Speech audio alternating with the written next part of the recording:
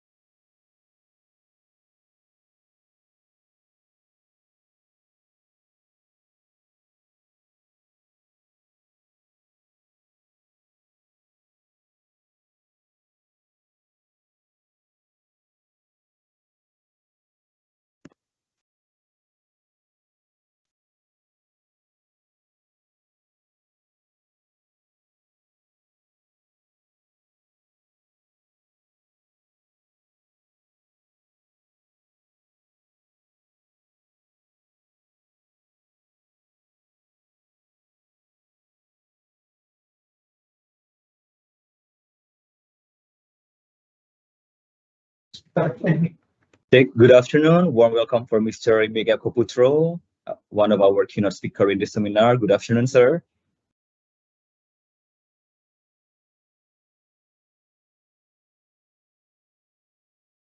Hi, Ricky. Good afternoon. Good afternoon, sir. I saw many leaders here, head office, yeah, Pak Zaki. Oh, Pak Tejo already here. Hi, Pak Tejo. How are you? Good afternoon, Pak Imi. Afternoon. Okay, hopefully everybody happy and in good condition.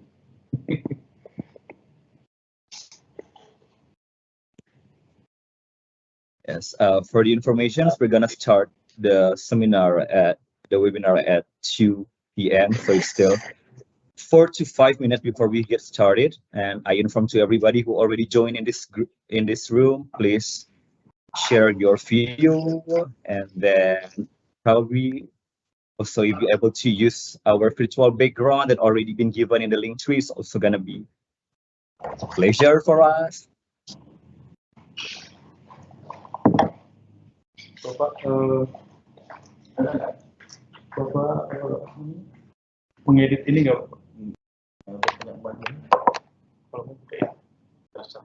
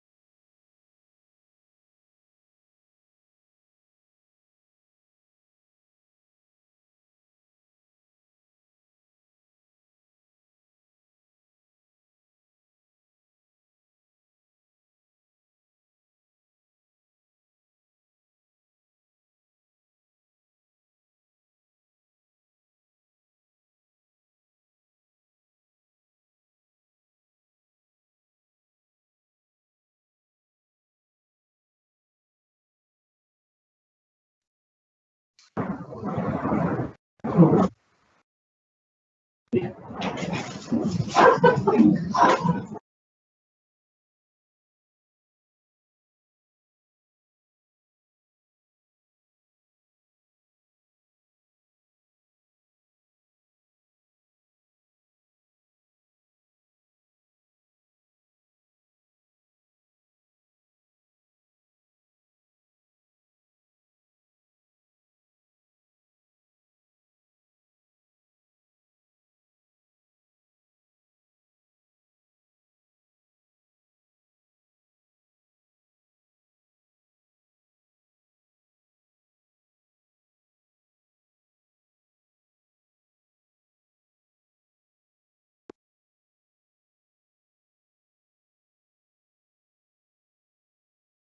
Assalamualaikum warahmatullahi wabarakatuh. Good afternoon, ladies and gentlemen. Shalom, Om Swastiastu, Namo Buddhaya, Salam Kebajikan. The Honorable Director of West Kalimantan Customs and Excise Regional Office, Mr. Imi Eko Putra. Respectful all the Deputy Directors, Head of Sections, and the entire Centennial Officer of the Ministry of Finance, Customs and Excise, especially in West Kalimantan. And also our speakers today, the special one, Mr. Tejo Arumkusuma, World Customs Organization, Technical Officer on Facilitation IT. First and foremost, let us express our gratitude and praise to the presence of Allah Subhanahu wa Ta'ala for His blessings, mercy, and kindness, allowing us together here in a good condition. Not forgetting prayers and blessings, may they continue to be abundantly bestowed upon our Prophet Muhammad, who has brought us at the third age to the era of break like today. I would like to start off by expressing my heartfelt thanks to all of you for taking the time to join us today. Your participation is greatly appreciated, and we are so glad that you could be here with us today. My name is Agil Suko, West Kalimantan Customs and Excise Regional Officer, and I am delighted to be your host for this event. It is my pleasure to giving you all a warm welcome to this special occasion, webinar Cinta Batas, Centennial Bercerita dan Bicara Integritas. This is the second series of Cinta Batas, which held to celebrate the International Customs Day 2024 that have them custom, engaging traditional and new partners with purpose, and delivered in English. Before we get started, I would like to go over some important rules for today's webinar. First, please ensure that you have a stable internet connection and mute your microphone during webinar to minimize noise. Second, please use the chat feature to ask any questions you may have during the webinar and will be answered at the Q&A session. Third, please keep all questions and comments respectful and relevant to the topic at hand. Any inappropriate behavior will not be tolerated.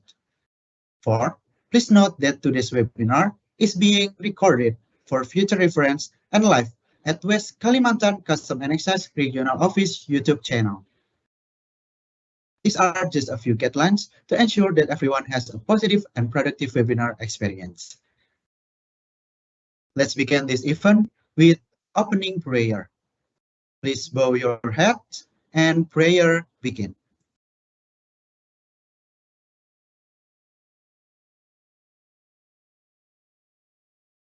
Prayer end. Now, let us honor our ministry by singing the anthem of Ministry of Finance. Dear everyone, please stand up.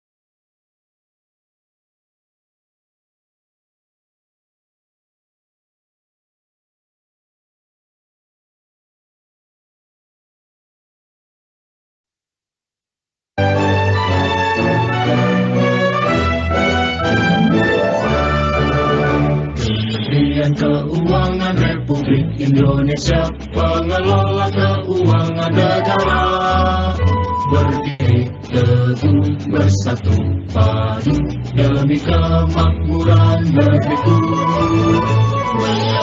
Berbakti pada Ibu Pertiwi, bekerja dengan sepenuh hati, menjunjung nilai Pancasila, negara bangsa. Integritas, profesionalisme tertanam dalam jiwa kita, sinergi dalam melayani rakyat tercapai kesempurnaan. Kementerian Keuangan Republik Indonesia, pengelola keuangan negara, kita satu dan terpercaya, bergerak bersama wujudkan Indonesia Jaya.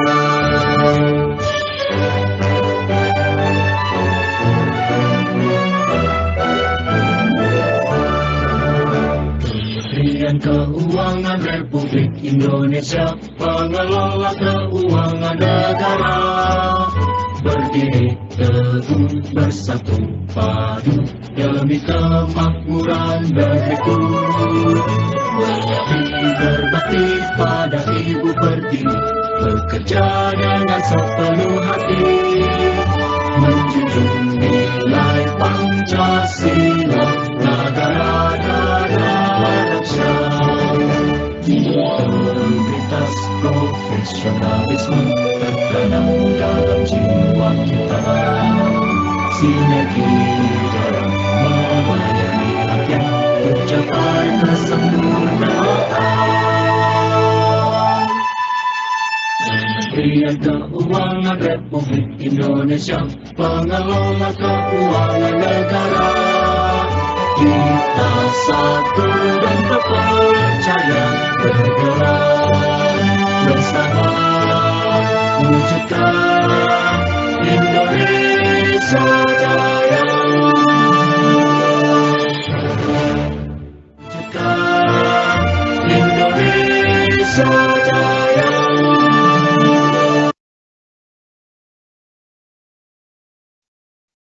Thank you. Please take your seats. Ladies and gentlemen, let's continue to our next agenda, opening speech from Director of West Kalimantan Custom and Excise Regional Office, Mr. Imik Eko Putro. To Mr. Imik, the virtual stage is yours. Okay, thank you, Agil. Ya, Assalamualaikum warahmatullahi wabarakatuh. Om Swastiastu, Namo Buddhaya, Salam Kebajikan. Hello, good afternoon, everyone. All employees of Ministry of Finance, Customs and Excise, especially in West Borneo. I saw here Pak Zaki, Head Office of Ketapang Custom Office, Pak Alim, International Affairs,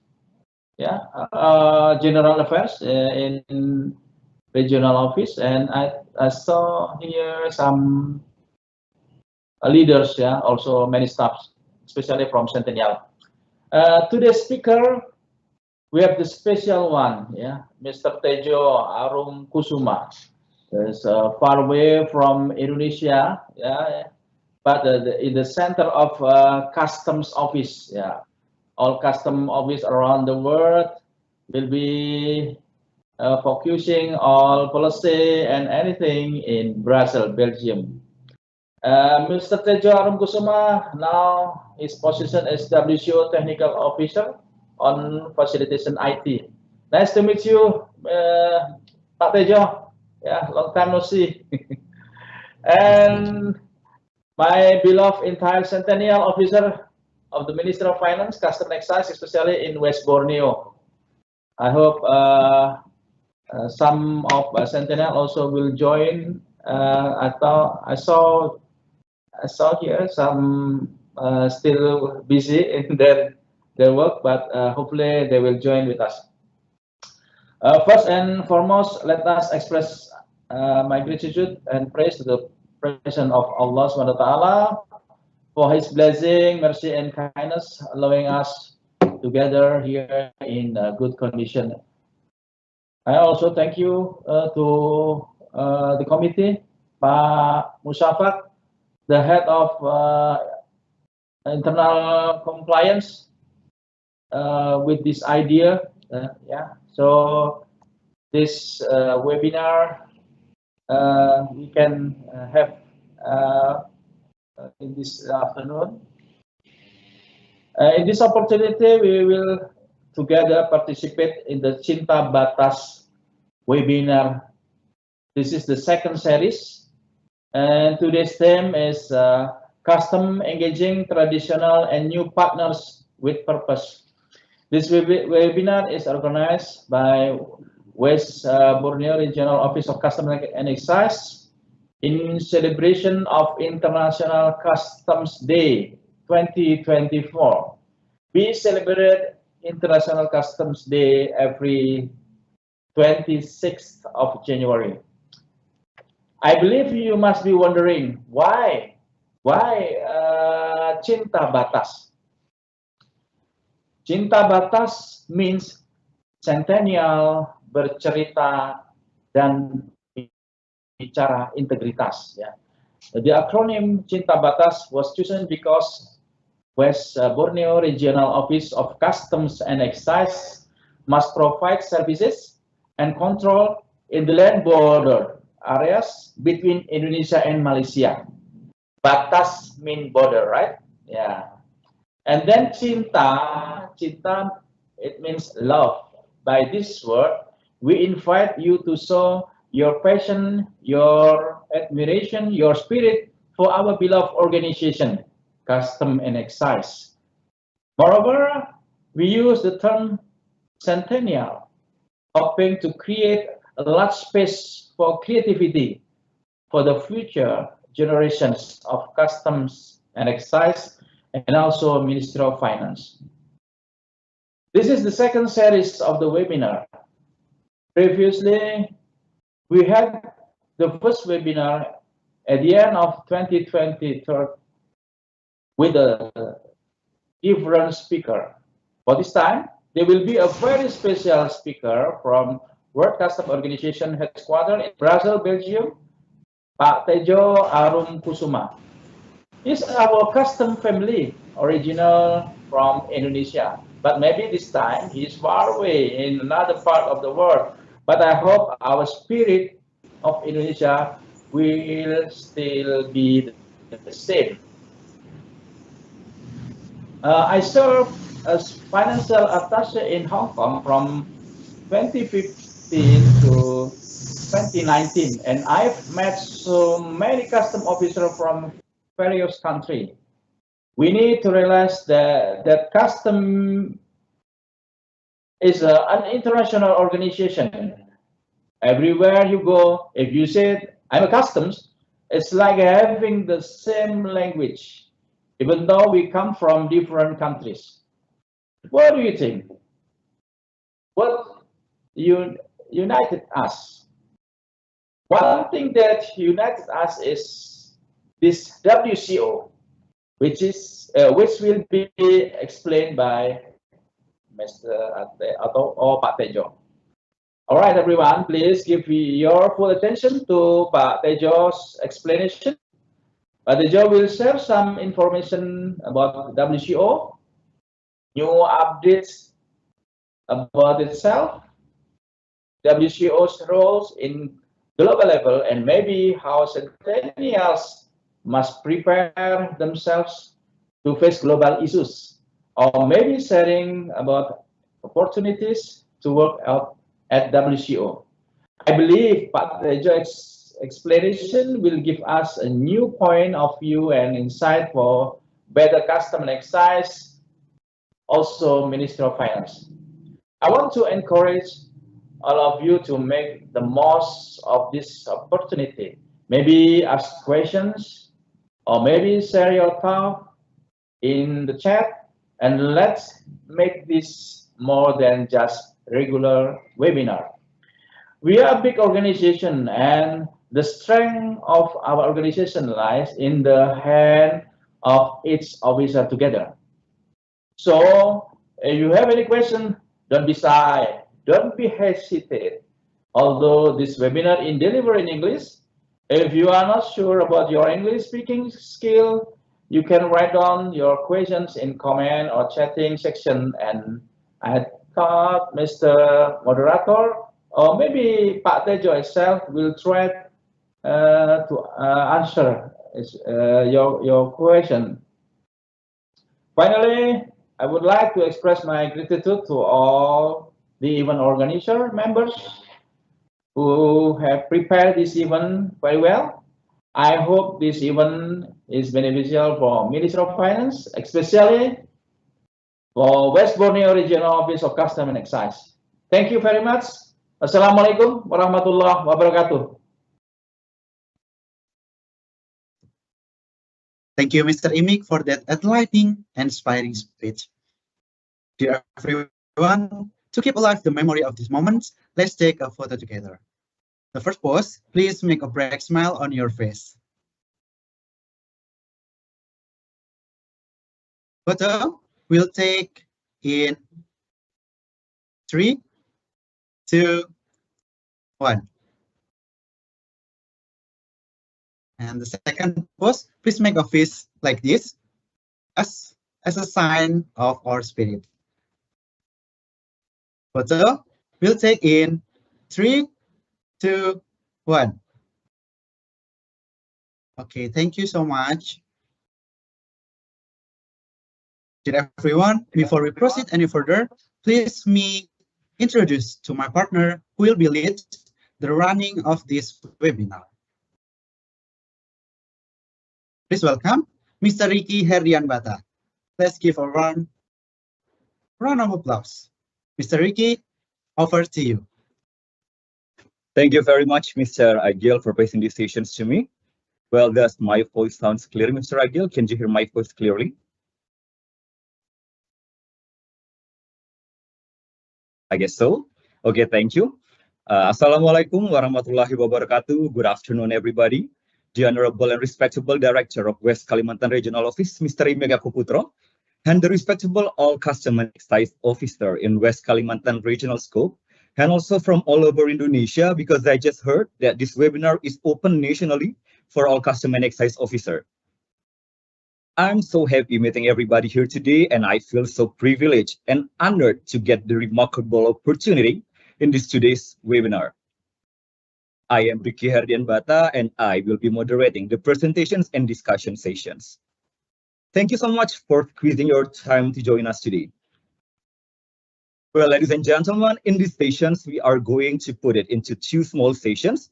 First one, we're gonna hear the presentation from our speaker. And after that, we are going to have a question and answer sessions or Q&A.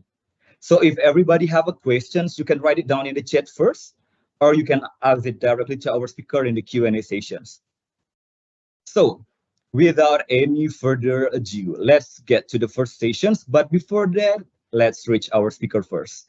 One of our family member from far away, Mr. Tejo Arum Kusuma. Hello, Mr. Tejo Arum. Hello, Mas Ricky. It's good to see you today. Good afternoon. It's good.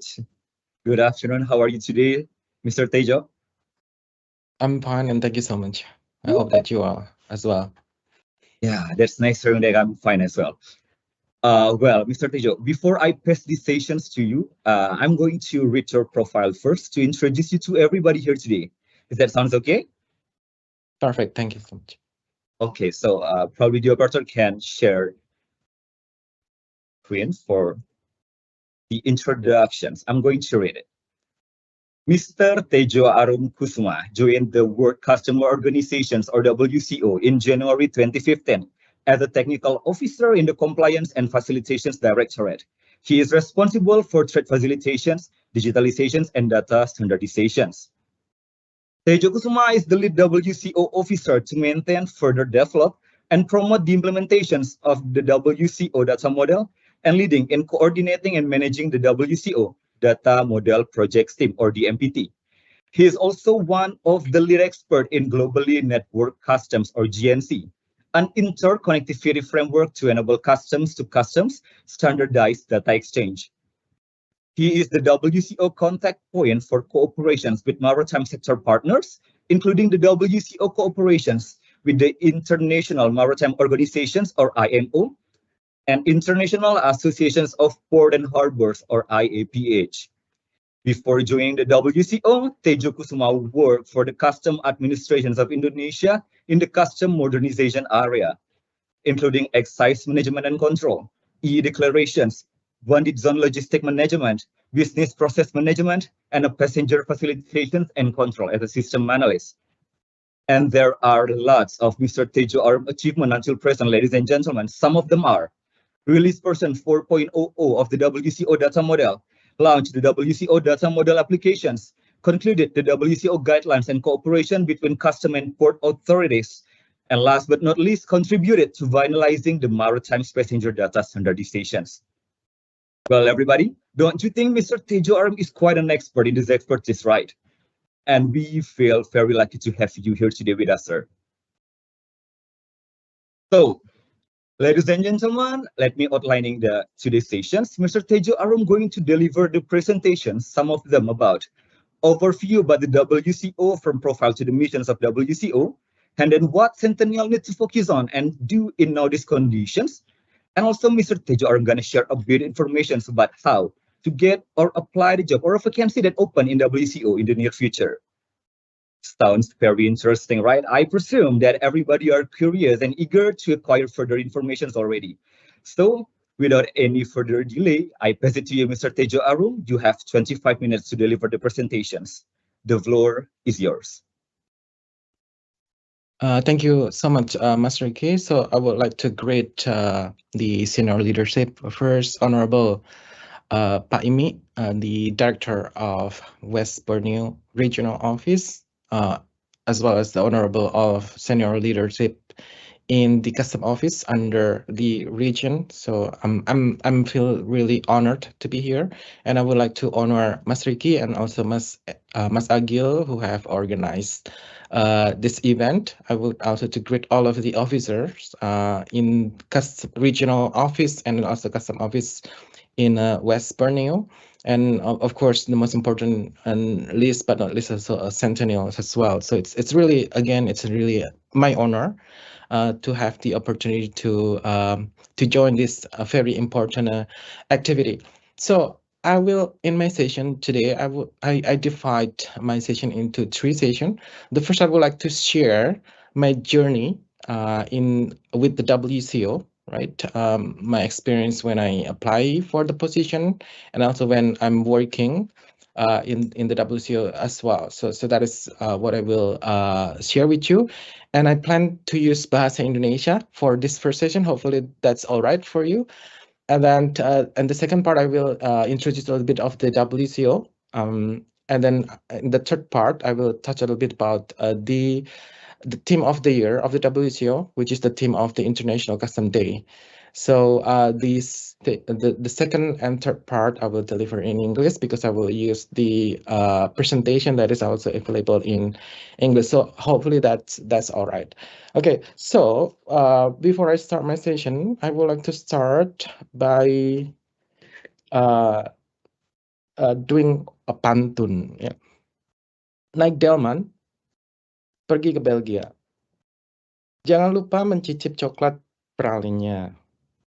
Centennial yang berkapasitas dan berintegritas, itulah dambaan kita semuanya. Demikian.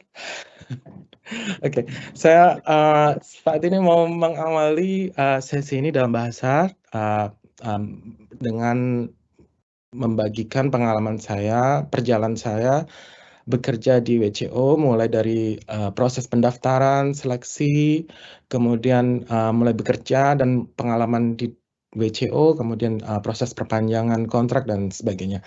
Jadi proses pendaftaran dan seleksi sebagai technical officer di WCO dimulai pada tahun 2014. Pada waktu itu WCO mengirimkan kepada negara anggotanya termasuk Indonesia lowongan technical officer di bidang facilitation IT.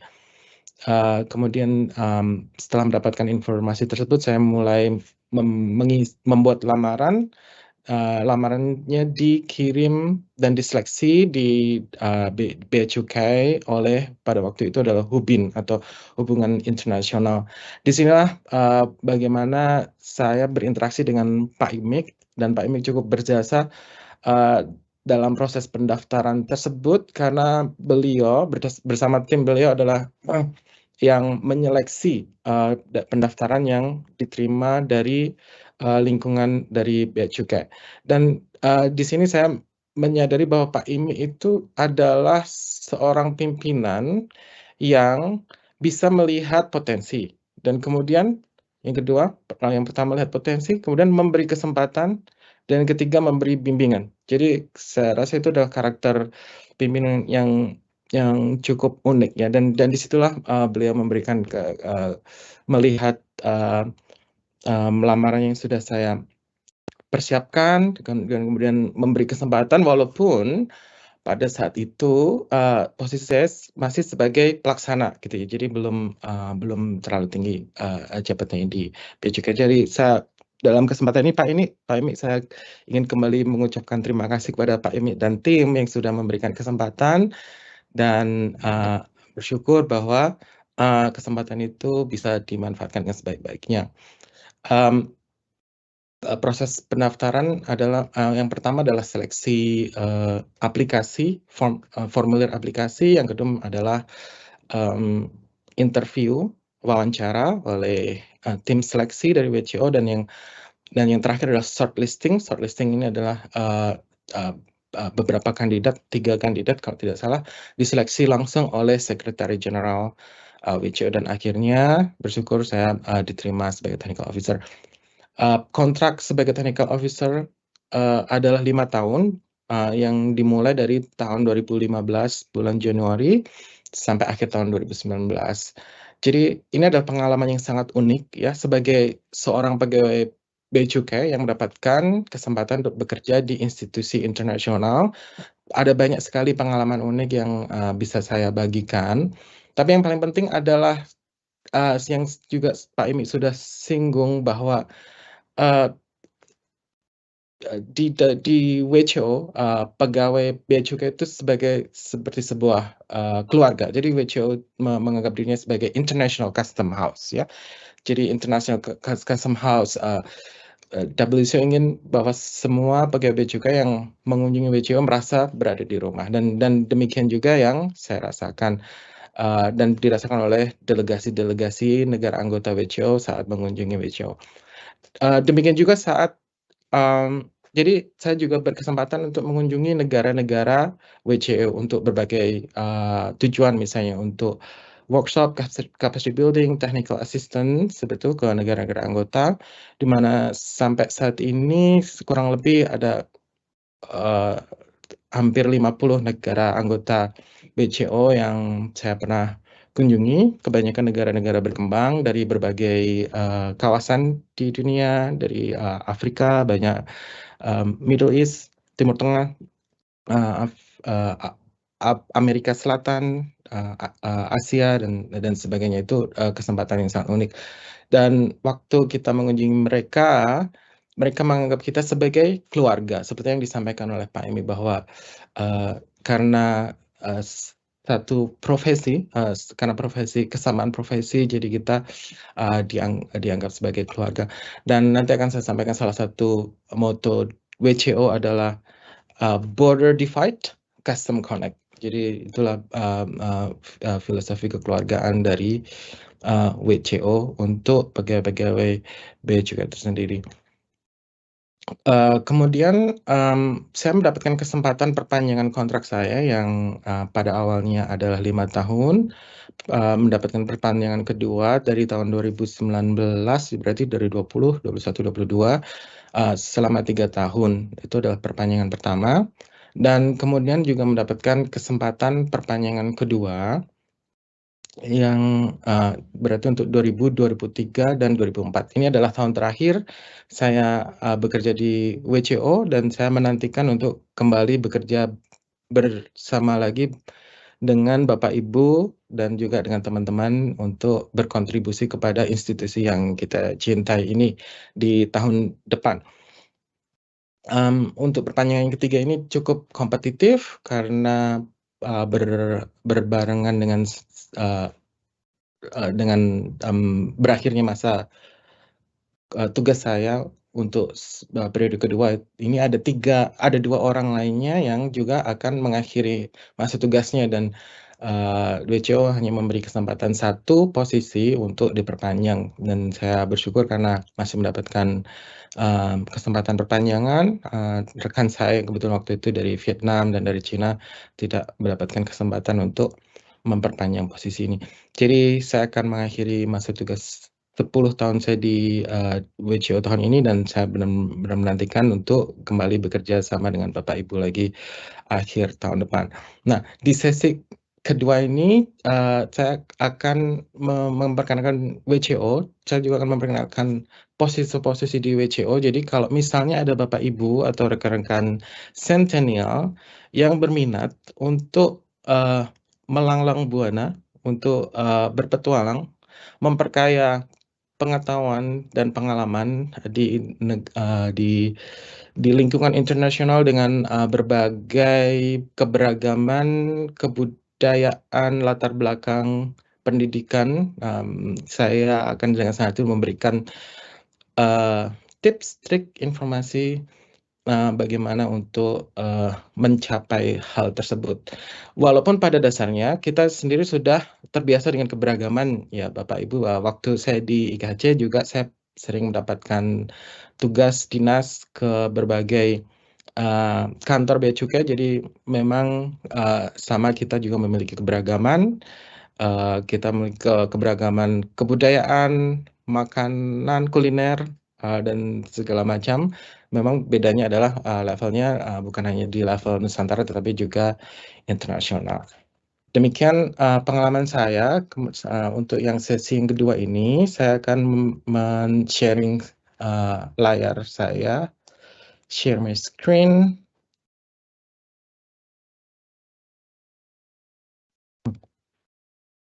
Mohon ditunggu, please bear with me. Can you confirm that you see my screen now? Mas Riki? Yes, we can see it. All right, thank you. Yes, we can see it. So in this second session, I would like to introduce what WCO is, and also I will touch about the theme of the year of the WCO for the International Customs Day.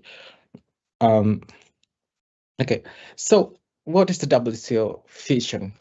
The vision of WCO is to bring customs together for a safer and more prosperous world, with the famous slogan that I have mentioned before: border divide, but custom connects. So this will highlight the importance of cooperation between custom administration around the world, and also cooperation between custom administration and other partner government agency. So how to achieve that vision? So by setting up and establishing a mission. So the mission of the World Customs Organization is to develop international standard, foster cooperation, and build capacity to facilitate legitimate trade, secure a fair revenue collection, and to protect society, providing leadership, guidance, and support to customs administration. So basically, the WCO is there to enhance its members, to make their members perform more efficiently at the border. So the WCO operates based on the traditional custom role. So the custom role that is WCO is dealing with normally is revenue collection, and then protection of the economic interest, and then protection of society, economic development, in particular trade facilitation and security. So, this basic function of custom is derived by its members, and as you understand, our institution, Directorate General Bea Cukai, also has derived this traditional custom role into its roles as well. So to implement and to achieve all of these missions, so the key activity that is undertaken by the WCO as the WCO Secretariat, there are three major activities. So the first one, WCO is act as a standard setting body. So standard setting body means that the WCO develop what so-called as instrument and tools. So instrument and tools can include convention, guidelines, recommendation, guidance, handbook, standard, and so on and so forth, that foster more harmonized approach of custom processes, to foster modernization that enable its member to be more efficient in undertaking its works at the border. Yeah, and by the way, the understanding of border is not only a physical land border where we have a border with other country. Border here can also means like international airport, international seaport, and so on and so forth. So those are borders in our understanding in different mode of transport. The other activity is capacity building. So the capacity building is quite similar to socialisasi, so to say. So for whatever the WCO has built, like the guidelines, framework of standard, and so on and so forth. So the capacity building is an attempt to build the capacity of WCO member through workshop, technical assistance, and so on and so forth. And of course, in our context, the Bea Cukai, Directorate General Bea dan Cukai, has also had several workshops with WC in different areas.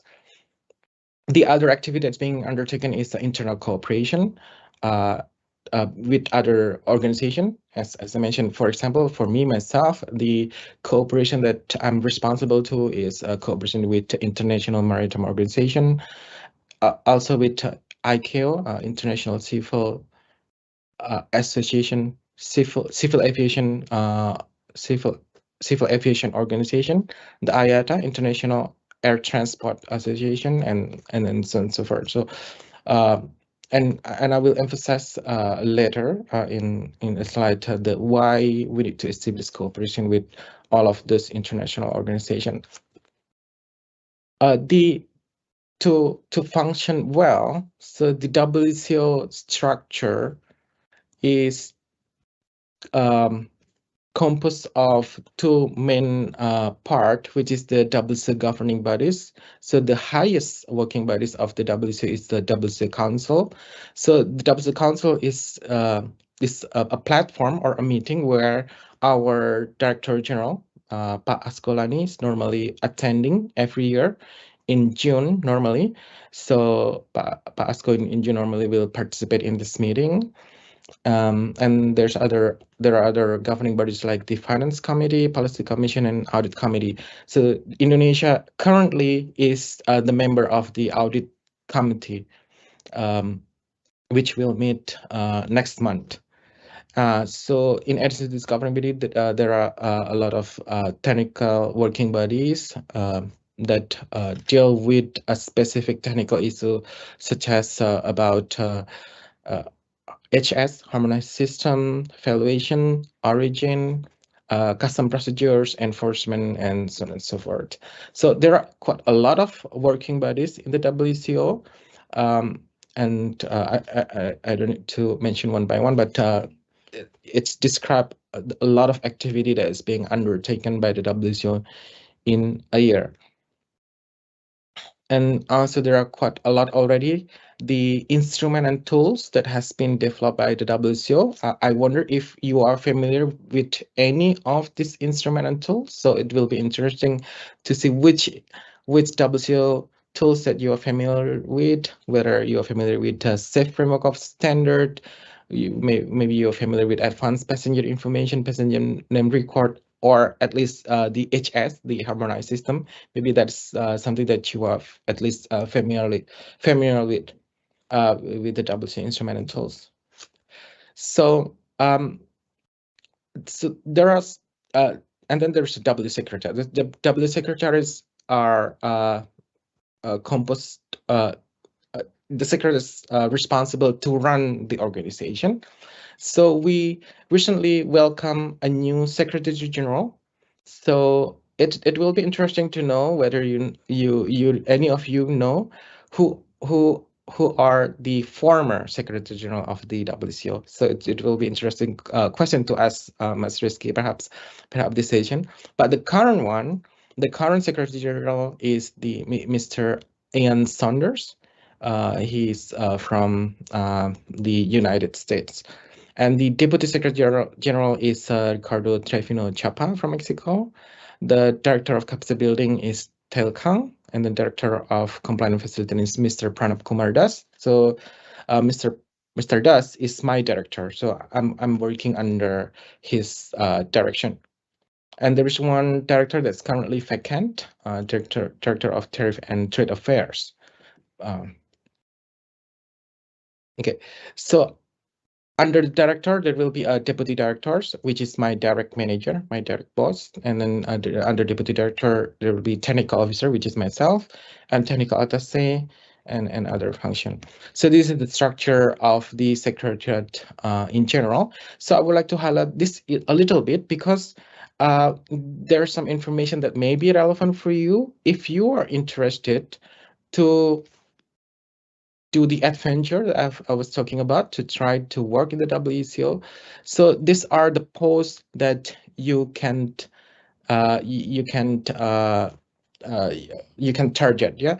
So first of all, there are elected official. So or posisi kepegawaian yang dipilih oleh negara anggota seperti pemilu, pilihan vote demikiannya. Elected namanya elected official. So elected official comprise of the Secretary General, obviously, Deputy Secretary General, as well as director. Those are elected officials. So you need to run for campaign for the election if you would like to fill up that position. But there are also appointed official, posisi yang ditunjuk melalui rekrutmen atau pendaftaran. So the appointed official position will be deputy director, and then technical officer like me. And technical attaché is unique because technical attaché is a voluntary contribution. So it is a position that is funded by the country who sent the officer. So if, for example, if Indonesia would want to send a technical attaché, then of course the salary of a technical attaché need to be paid using the APBN by national budget. And there is a career development program. It's a shorter term, like a professional associated. It's like a 10-month period in the WCO, and fellowship program is a 6-week program in the WCO. There are also short-term contracts, such as for a program manager or program officer. It can be ranging for 2 or 3 years contract in WCO.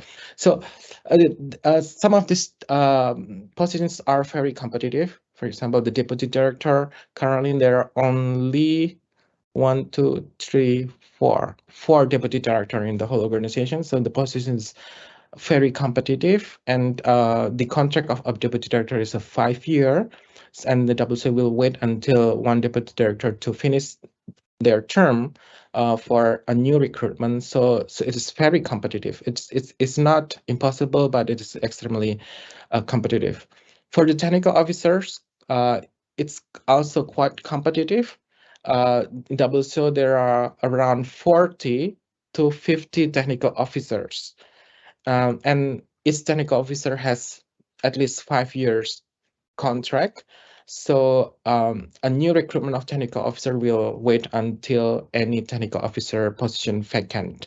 So it's quite competitive as well because of the opportunity that is very scarce, very rare, and the requirement, of course, also high.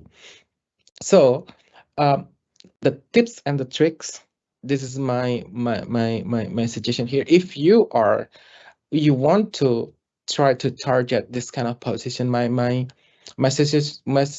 suggestion will be to try to do some milestones, to try to apply for opportunity, to get an opportunity that's more achievable easier to achieve, like by attending professional associate or fellowship program, or trying to apply for short-term contract like program manager or program officer.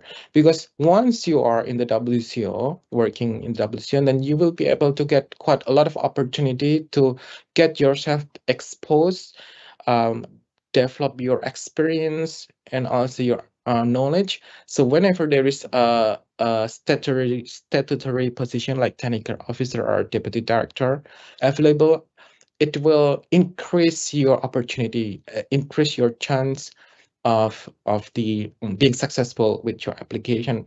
And it has been proven because in recent cases, a number of technical officer vacancy, the one who is successful with the boss is the incumbent. So those are the people who previously already have experience with WCO. Yeah, and then I have ever involved and part of a selection committee. So this is a committee who are responsible for the selection of new recruitment.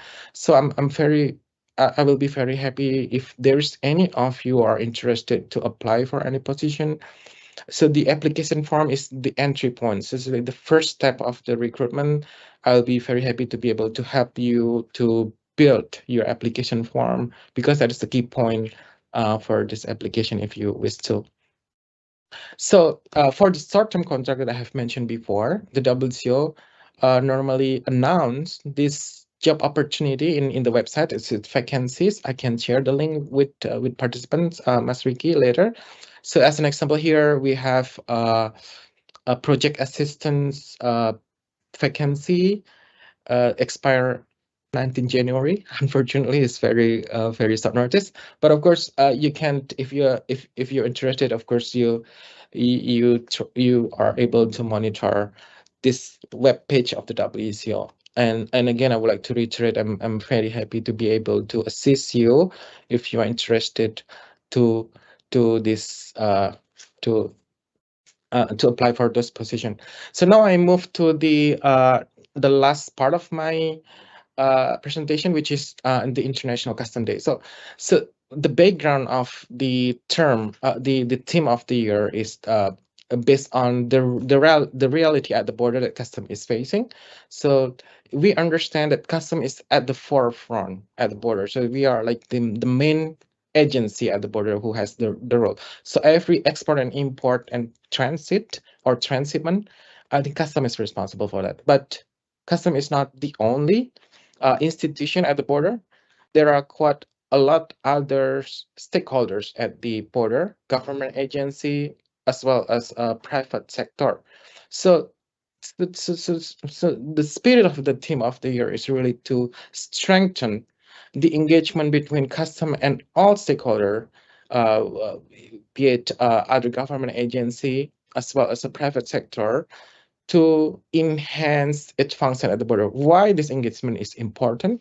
Because first, because there are a lot of stakeholders at the border. At the second, when we are trying to enhance our efficiency of working, sometimes the bottleneck, the problem, may not in our side, right? And even how much we try to solve our problem, it may not contribute to the overall efficiency of the cross-border trade.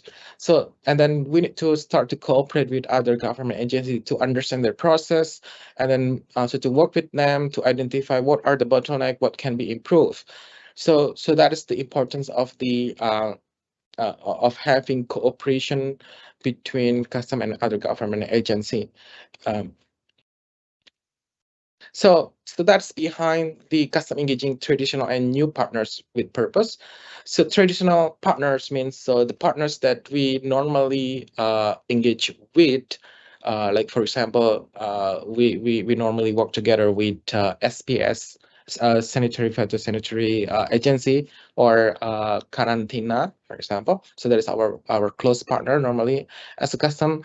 So the purpose here is how we reevaluate, we refresh our cooperation with our traditional partner, and then make a refresh commitment in enhancing our process at the border with the traditional partner. In addition to that, WCO also encourage us to engage with new partner. So new partner here can be stakeholder that we have not working together with, like for example, start to work together with academia, with scholars, with academia to enhance research and so on and so forth. One of the important component of this theme of the year is to continue to leverage technology and data for a data-driven decision making. So here, WCO is really promote how we will be able to use data or information that we have and try to analyze so that all of the decision is evidence-based, something that it can be accountable as well. So that's all from my side right now, Mas Ricky. I think that as already mentioned before, I think we would like to open for more discussion, and I'm happy to discuss with you about all of the topic of your interest and is related to this session. So with this, Mas Ricky, I would like to mohon maaf apabila ada perkataan yang tidak berkenan, and I would like to give the floor back to you. Thank you. Thank you so much for the wonderful and comprehensive presentations, Mr. Tejo Arum. Well, everybody give a round of applause for Mr. Tejo Arum. Okay, so everybody, right now we are going to have the Q&A sessions for approximately 30 minutes. But before the Q&A session started, let me tell you how these sessions work. we are going to take a question from the participant, and Mr. Tejo Arum gonna answer it directly per questions. Is that sound okay, Mr. Tejo Arum? Sure. If I have the answer immediately, I will answer immediately. Okay. So whoever wanna ask, please use the raise hand feature on your device, but please be kindly introduce yourself first, name and where you work currently, and after that you can deliver questions. And then once again, I have to remind you, if you have a problem to deliver it in English, you can write it down in Bahasa, and our team will do the translations. Okay, so right now, okay, we have Ayu Afla. Okay, Mbak Ayu Afla. Or Miss, wait a minute. Okay, I have to give the first opportunity to Mbak Ayu Afla first, because of Mbak Ayu Afla raised hand first. Okay, Mbak Ayu Afla. Is my voice clear? Yes, sounds very clear, crystal clear, Mbak. Thank you. Thank you, Mas Riki. Assalamualaikum warahmatullahi wabarakatuh. Thank you for the opportunity given. Mr. Tejo, it's my own pleasure to finally meet you face to face, even though it's only virtually. So, why am I so happy to meet you? Because you've been talked by many here, and you've been our role model by many officers here. My name is Ayu from HR department. Well, you know, in HR development unit, we have the technical officers vacancy, and we also have Japan Career Development Program that we offer to all the officers annually. But you know, it's never easy to reach that point. It's I think person to ask you this, but I feel it's very important for us to hear from the right person directly from you. What are the personal values that we need to have to reach and to achieve what the WCO committee need?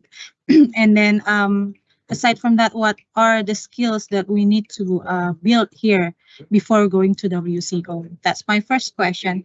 And the second one is how do you adapt with the working environment there? When you first came there, did you get some culture shock? And how do you deal with the situation there? And are the duties there crazier than that we have here in the headquarters? Because as some of you know, in the headquarters we have like the tight deadlines and things like that. And how do you deal with the things there? That's all from me, I think. Thank you.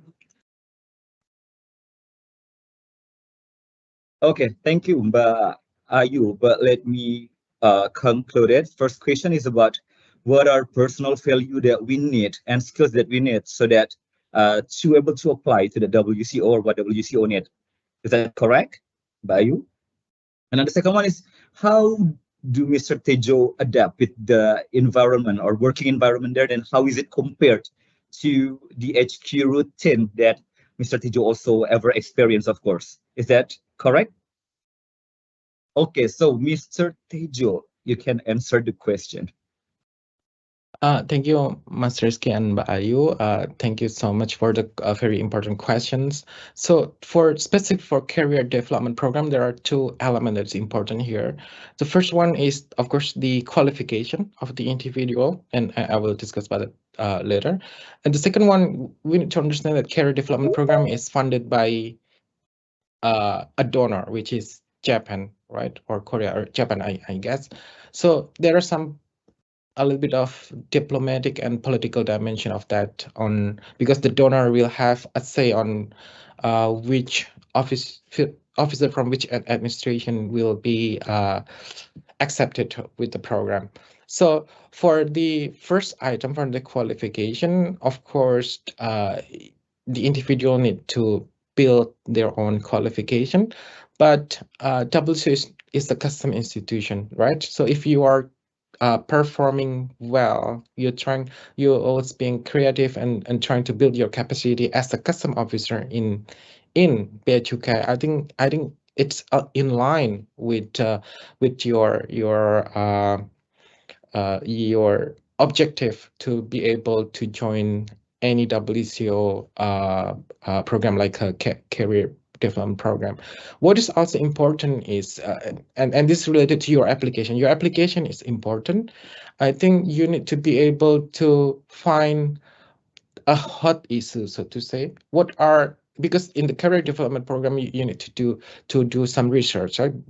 Build a paper or recommendation for the administration. You need to be able to identify what are the issue that's being relevant, but it's important in the WCO and also in the administration in Indonesia. So it's useful for the WCO and also useful for the administration. So I think that you will be able to do some research on what are being discussed at the WCO in the different committees. And you can look at the report. What are the hot issues? Like, for example, you're talking about the e-commerce, you're talking about enforcement, security, trade facilitation, and so on and so forth. So you need to be able to be actual on that. On the part of the diplomatic part, I think that our colleague in international affairs continuously also establishing engagement with international partner. Specifically in this case, I think Japan is quite an important partner, because for the career development program, Japan is the donor. So it's also necessary that the donor country sees Indonesia as a strategic partner, so that the application can be also accepted. As I mentioned before, the career development program is not the only opportunity for you. There are other opportunity like the short-term contract, or even being active in the WCO environment, like try to contribute as an expert, contribute in the WCO meeting, projects, and so on and so forth. As a delegate, I think that's also another opportunity to have an adventure with the WCO. As for my experience, I think I'm lucky because we are in Nusantara, in Indonesia. We also have a lot of keberagaman, yeah, diversity as well. So I will not say it's different if we are able to get along with our colleague in our diverse environment in Indonesia. I think because in Indonesia we're dealing with our different background and culture, orang Jawa, orang Batak, orang Sumatera, orang Papua.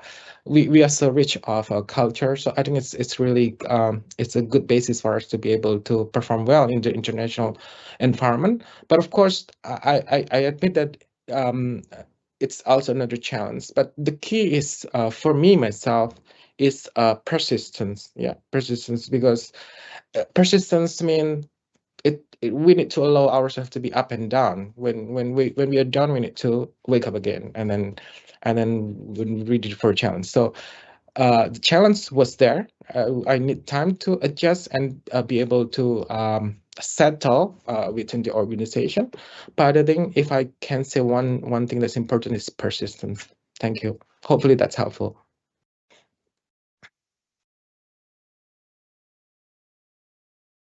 Okay, what about Ayu? Is it clear enough, or you want to asking another questions? We still have time. Pretty clear. Thank you. Okay. Thank you for the tips. Thank you, Mas Ricky. Sure, Bayu. It's a very good question. Actually, I would like to ask that question also, but because of you already mentioned it, I I know. think thanks to you also. I know. Okay, Thank and you. then we move to Mr. Ahmad Zaki Mawardi, the head of office of Ketapang Customs Excise. Okay, and then Mr. Ahmad Zaki, you can deliver the question. Yes, is my voice clear? Yes, so clear. Okay, Sir. thank you, Mr. Ricky. I'm representing the colonial generations. If Miss Ayu is the Centennial. Good evening, Mr. Tejo, Mr. Director IMIC, and all senior managerial officers. Mr. Tejo is very nice to finally meeting you here. Already a legend, I think, Mr. Tejo. I already met your colleagues from Malaysia, from Singapore, who have been working with you for several years. I think now you're one of the longest serving officers in WCO, right? Congratulations. And I think it's it's an honor for Indonesia to be represented by dedicated officers like you. I would like to ask or perhaps mention 2 points. Once maybe in English, and the second probably I would like to say in Indonesia, just to in bahasa, just to make myself clearer and easy for everyone here to understand. First, maybe I would like to say it's like politics in WCO. You mentioned that there are elected officials and appointed officials. I think looking at your presentation, most of the elected officials are come from Asia Pacific countries, right? I think it's from US, from Mexico, Korea, and India, and I think it's one of the what is it from Australia, I think. So I would like to ask your opinion about in WCO. We know that there are 2 main countries, like English-speaking countries and French-speaking countries, which is not represented, I think, by this kind of composition. What is the the atmosphere there? I mean, like because they don't have any projects or proposal that can be sold to another countries, so that when they run campaign, there are not a lot of support or backing from other countries like that. And for our policy in Indonesia, I think in Indonesia Customs, I think now most of the program for WCO, I think we have certain age restriction. I mean, like for certain program, we can only be participate only for 45 years old below. I mean, is that beneficial for Indonesia, for your perspective? I mean, you are still very young, but I think most of the experienced officer in Indonesia, I think it's starting from 40, because we have very strict competition in our organization, right?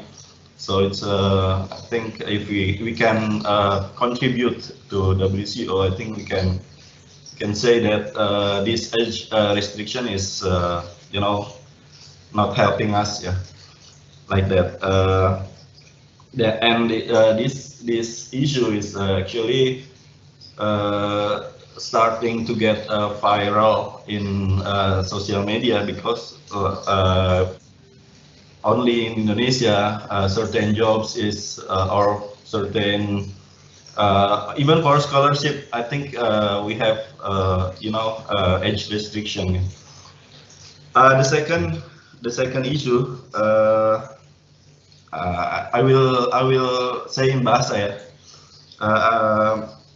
terkait dengan tema Hari Internasional Pabean Internasional tahun ini ya, yang tadi sudah disampaikan oleh Mas Tejo, itu terkait dengan engaging with traditional and new partners with purpose. Tadi sudah disampaikan sama Mas Tejo kan, sebenarnya customs itu banyak sekali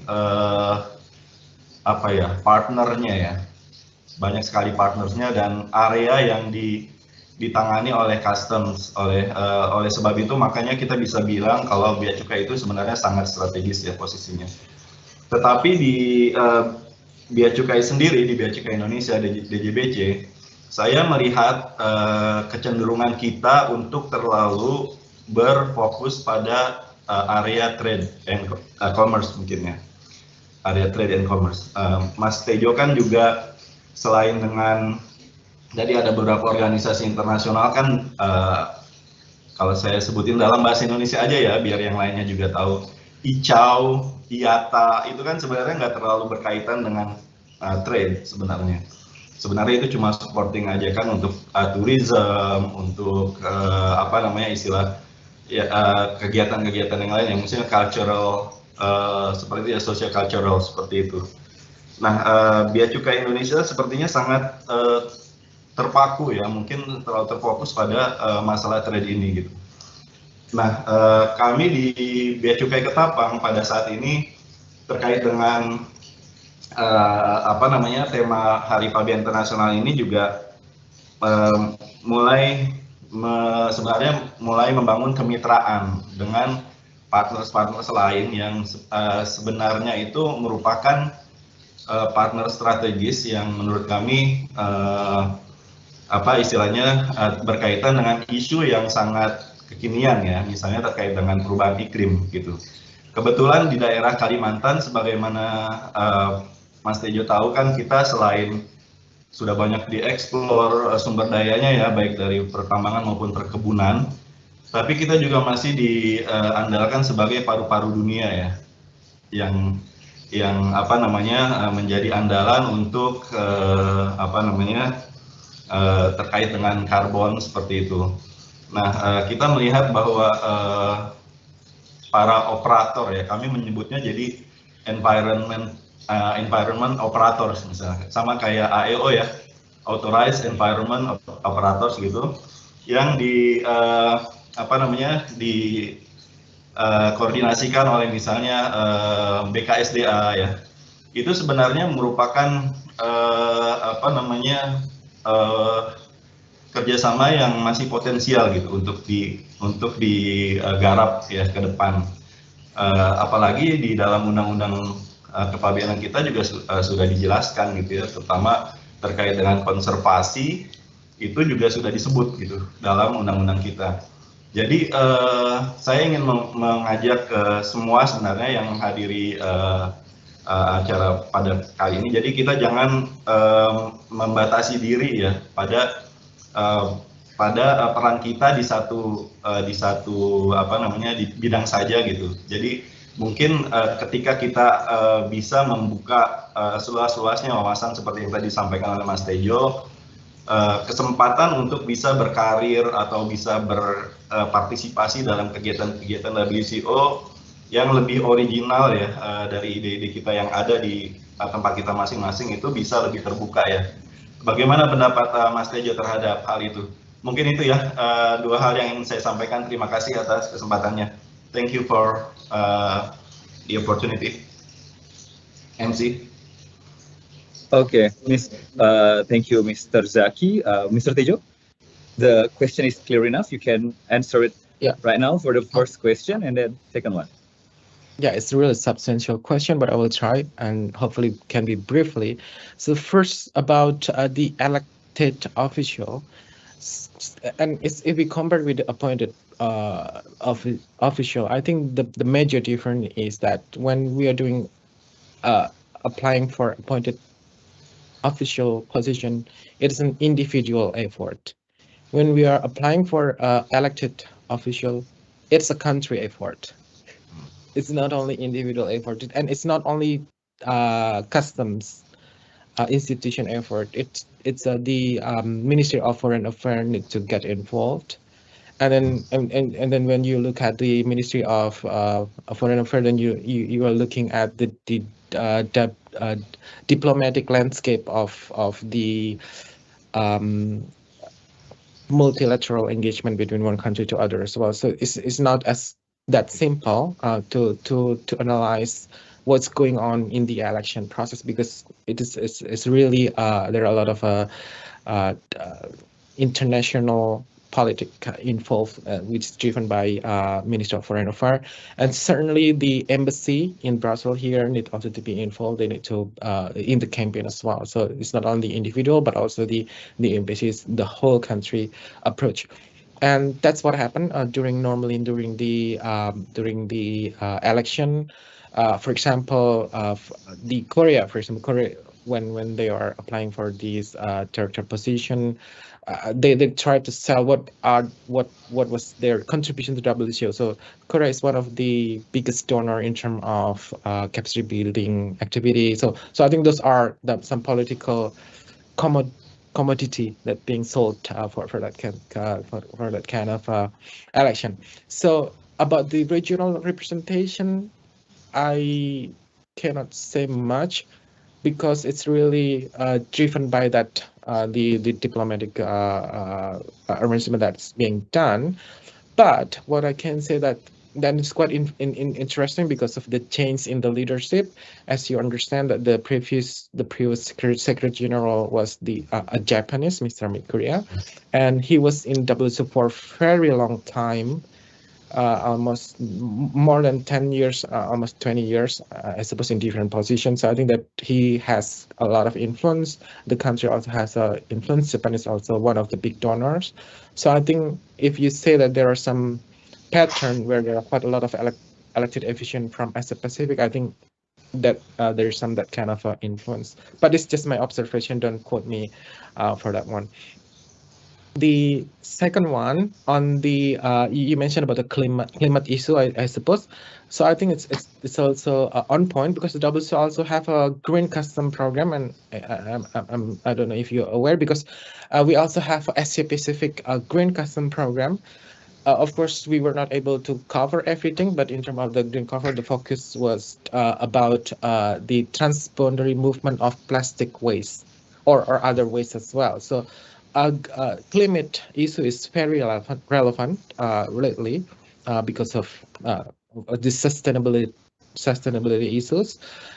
What I would like to mention is, of course, there are so first of all, when we are doing cooperation, it was stressed with purpose. With purpose meaning to identify what are the objective and how it contributes to our strategic goal, right? That kind of cooperation. The other part that's important is also to understand our mandate and function. So cooperate doesn't mean that we increase our responsibility. I think our responsibility remain the same, but it's about synergy, how we undertake our tasks, but also in cooperation with other partners who have maybe slightly similar tasks. So we were talking about the kewenangan, Pak. The kewenangannya masih sama demikian, Pak, ya. Tapi bekerja sama dengan instansi lain. Okay, and then about the custom function, I have mentioned there are different custom function like a trade facilitation, revenue collection, community protection, and then of course we also have the sustainability issue on climate change.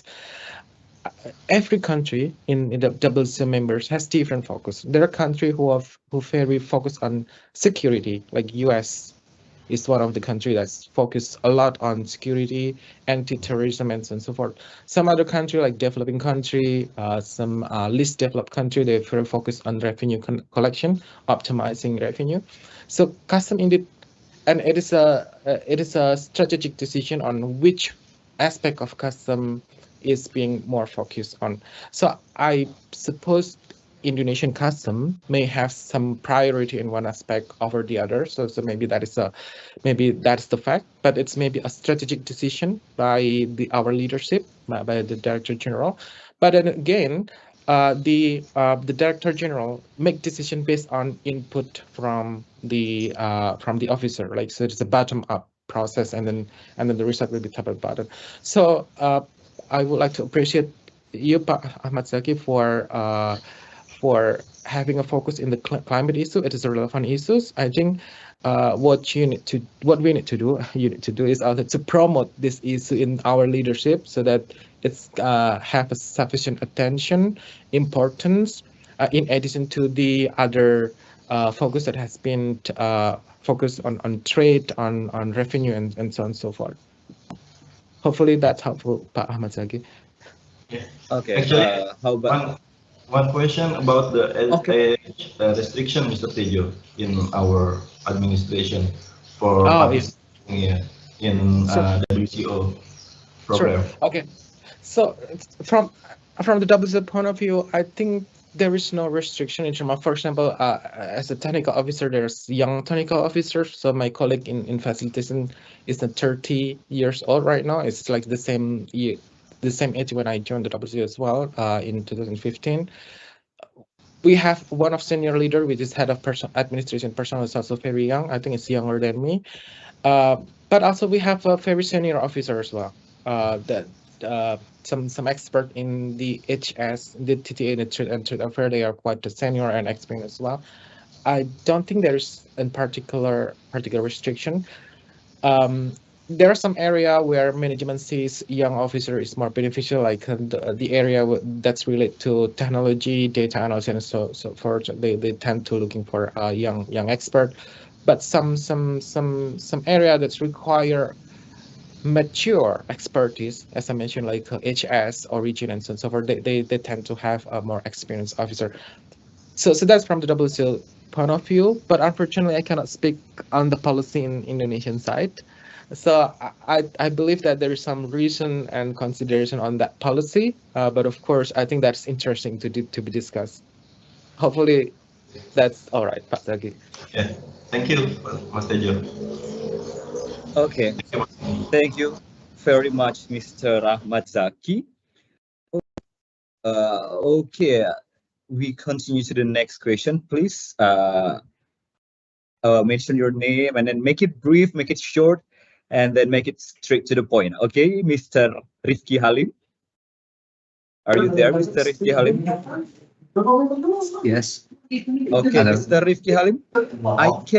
Can you ask your friend probably to be quiet a little bit because I can hear there's some voice behind you. Hello. Okay, Mr. Rifki Halim. Okay, you can ask the question. Okay. Hello, sir, Mr. Tejo Kusuma. Maybe here I am representing as Gen Z. Here I want to ask you about the fun facts, maybe, or interesting facts about working at WCO, such as what do you do there, and is it the same as in Indonesian customs? And then how long you work there, and how the pressure is there? Maybe not. Thank you. Okay, Mr. Tejo, Mr. Rifki Halim asking a bit about personal. How do you feel actually working there? And then you can explain it, Mr. Tejo Arum. Yeah, I will do very quickly. So I've been here. This is my 10th year, my final year in my contract. So I will go back home next January. So I will be with you, working together with you. And then the work, it's depend. I think DJBC, Director General DJBC, has a rich activity. Yeah, you have operational activity at the border, you have policy making activity in the headquarters as well. So I think that my activity is closer to the activity that is happening at the headquarters, like a policy making. And then we do this with our members. It's through the meetings, sidang WCO, through the meetings. So we are discussing with members, getting consensus, getting agreement on any policy that we are working, and then the result of that work will be the convention, the WCO instrumentals like the convention, guidelines, guidance, standard, framework of standard, and so on and so forth. So you can try to familiarize yourself with the WCO instrumental if you're interested to go into deeper. the pressure, honestly, quite a lot of pressure from my side because I'm in the facility subdirectorate. In my subdirectorate, we have the most meeting in 1 year, banyak sidang. So there are quite a lot of deadlines that I have to meet, preparing for the meeting documents, invitation letter, meeting report, and so on and so forth. So these are my daily activity. And WC is relatively under resources. So the resource is very limited here. I have colleagues who are working with me, but also it's very limited. So quite a lot of pressure here, unfortunately. Hopefully this is not discouraging, but this is something that I think that it's also the case when I was in Indonesian custom in IKJ, for example. When we are working and dedicate our work for our institution, I think that we give much of our time really to work, and so maybe we can be have a lot of work to do under pressure and so on and so forth. So that's my day today. Hopefully that describe a little bit my activity. But just like in our environment, sometimes we get an opportunity to have a perjalanan dinas. So that is a fun activity as well, where we also get opportunity to do this mission to the WCO members country. Mas Ricky? Okay, Mr. Tia, how about the answer, Mr. Rifki? Is it clear enough? And how about the time of how long you work there? Is it the same in Oh. Indonesia? The working hour, you mean? So this is quite interesting right now. So my working hour is from 8:40 in the morning, and then I will do 1.5 hour break in the from 1:30 normally to 2, and then I will go home at 6 o'clock in the afternoon. So that's working hour. It's different for the Friday. So it's Friday we dismiss at 4:30. So what's interesting right now is we have 2 days of remote working. So I can work from home 2 days maximum. Okay. Mr. Rifki, is it clear enough? Yeah. Planning to move Yes, there yes, already, Mr. yes. Rifki? Maybe yes, maybe no. Yeah, okay. We just wish for the best, right? Okay, ladies and gentlemen, due to the time limitations, right now I'm just going to read the question from the chat.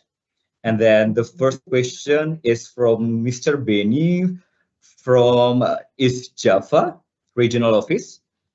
The question is, given the rapid advancement in technology, how is the WCO adapting its customs procedures and systems to ensure efficient and secure cross-border trade? Can you share any specific technological initiative or partnerships the WCO is currently involved in? Especially about cocaine, how does WCO address the need for the equipment to detect cocaine that has been modified or mixed in bottles of alcohol without opening the cap? Any tools on it? Yeah. So, Pak Benny, this is very interesting question, but also very specific. And my area is more in the facilitation, but I'm happy to try to ask if there is some specific advice from enforcement side.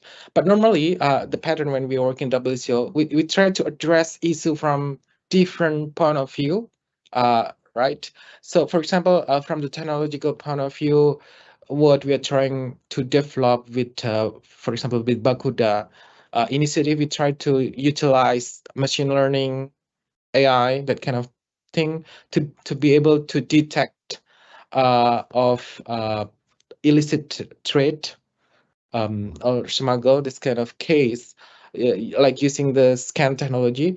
But this kind of technology is not mature yet. The issue is always about the hit rate, the efficiency of this data prediction analysis.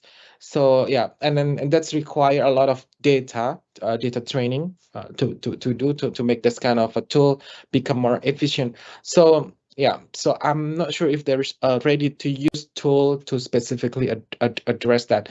Another thing is there's also profiling. Yeah, so if we are not able to detect the goods, so we try to detect the entity, the party behind the consignment, like the consignor or the exporter, or whether the high risk are or low risk. So I think there are different kind of approach to address this kind of offense specifically, but I think this is an interesting question that I need to convey to my colleague in the enforcement side for this specific case. Should I move to other? Okay.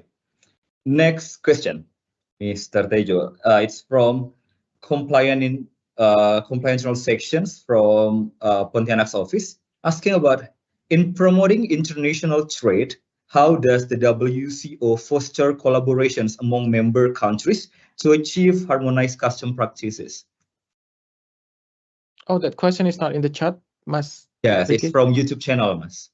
Okay. I can All right. copy it to the Sure. chat column. Wait a minute. Give me a second.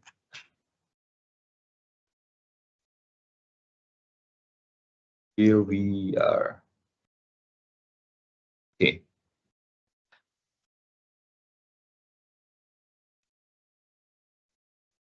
To foster a collaboration among members country promoting international trades.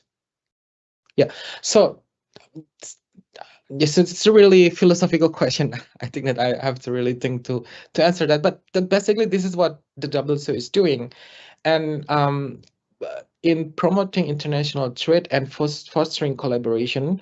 So I think the answer this is there are different ways that's undertaken by WCO. For example, the capacity building. So the capacity building is ensuring that WCO member has a good capacity to undertake an efficient international trade. So and also based on collecting best practices, good practices among members as well, so that making the member country has enough capacity to undertake efficient trade. As for this collaboration, so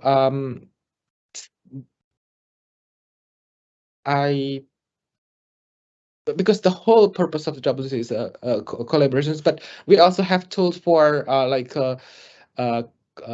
bilateral collaboration. For example, this is one of my portfolio on the GNC, globally network customs. So it's basically it's a interconnection between one country to other country. Like for example, in the ASEAN, we have quite a lot of experience in this, is exchanging certificate of origin and also certificate of sanitary or phytosanitary certificate. So there are a lot of opportunity for collaboration among members countries that we promote. Hopefully that helpful. Okay, Mr. Tejo, last question from the chat from Mr. Arshad Nurjabar, West Kalimantan Regional Officer. Mr. Tejo, how do you prepare your homecoming to Indonesia after 10 years? So many things change here. Great experience you have and hope you stay in a good shape. Okay, you can answer the question, Mr. Tejo. Thank you so much. So yeah, so this is really what I'm trying to focus this coming months, that I hope I will be able also to engage with colleague and leadership in custom. So first of all, hopefully my sincere hope is that Bejuka doesn't forget about me. So I think that's the first and foremost, that there's one officer here in Brazil at this moment, but hopefully, yeah. So, and I understand there are a lot of developments, so I think that I need to catch up with that all personally. Of course, I already in a close contact with colleague in international affairs, for example, Bu Director, Pak Kasubdit, Pak Fitra, give a lot of direction and also advice on to prepare my region. But I understand the administration now being more competitive. I think that being fair, I need to start over, but hopefully I will be able to catch up with all of the dynamic in the administration, and I really looking forward to be able to contribute to the institution, our beloved institution. I bet you do. I mean, like, you will be, it's such an easy peasy thing for you to kind of adapt it to this working environment back. Okay, Mr. Tejo Arum, due to our time limitations, I think it's all for today's sessions. And for anybody who still have a question or some inquiry in their mind, you can contact us later on, probably through the email or other contact that has been provided before. Well, ladies and gentlemen, next I'd like to thank our speaker for making time in today's webinar and giving us an inspirational, incredible, yet outstanding presentations and discussions. Thanks a lot, Mr. Tejo Arum. Hope to pencil another webinar with you in the future. And then, Mr. Tejo, before we closing, we have a small present for you so that you always remember and probably reminiscing our moment today. Please, the operator, share the thing. Okay, here we go. It's just a simple thing, but hope it's kind of a thing that reminiscing you with West Kalimantan Regional Office. Well, everybody give a round of applause once more time for Mr. Tejo and everybody here. Thank you very much, Mr. Tejo. Well, Thank you so much. Mr. Agil, I think that's all for my sessions today. So, and ladies and gentlemen, see you all later in the near future. And thank you very much. Over to you, Mr. Agil. Thank you so much, Mr. Ricky. Ladies and gentlemen, before we say goodbye, I would like to thank you, the audience, for the participation and interest. And of course, I will say thank you to our speaker today, Mr. Tejo Kusuma.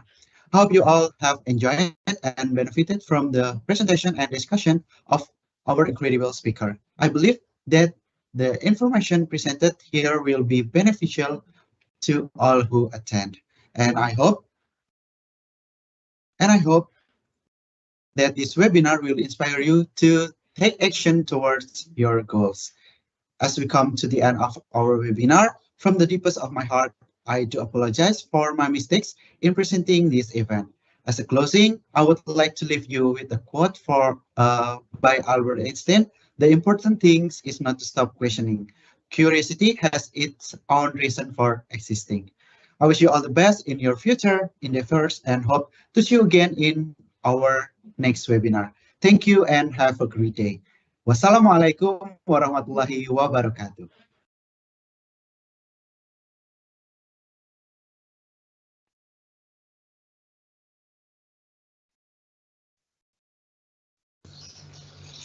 Mas Tejo masih ingat NIP-nya nggak? Langsung bergabung ke Ketapang.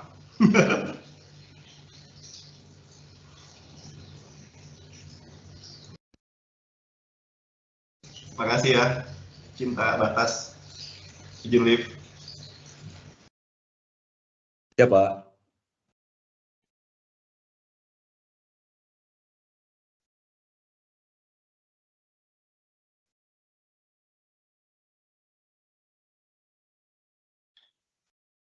Thank you very much, Mr. Tejo.